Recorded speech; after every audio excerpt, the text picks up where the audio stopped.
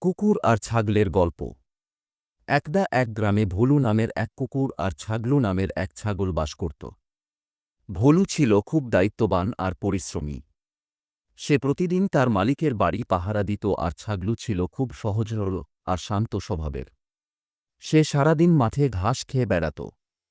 একদিন ভোলু যখন তার মালিকের ক্ষেতের পাশ দিয়ে যাচ্ছিল, তখন সে দেখল একটি শিয়াল ক্ষেতের ভেতরের ফসল নষ্ট করছে।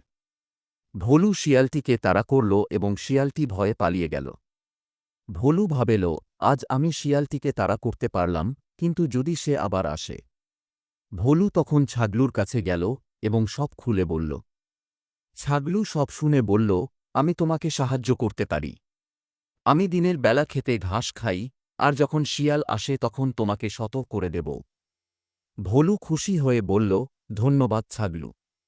তোমার এই সাহায্যের জন্য আমি কৃতজ্ঞ। সেই দিন থেকে ভোলু আর ছাগলু একসঙ্গে খেতে পাহারা দিত। যখনই শিয়াল আসত, ছাগলু উচ্চস্বরে ভোলুকে ডাকত এবং ভোলু দ্রুত এসে শিয়ালটিকে তাড়িয়ে দিত। Run. এভাবেই তাদের বন্ধুত্ব আরও গভীর হল। এই গল্প থেকে আমরা শিখি যে সহযোগিতা আর বন্ধুত্ব জীবনে অনেক সমস্যার সমাধান করতে পারে।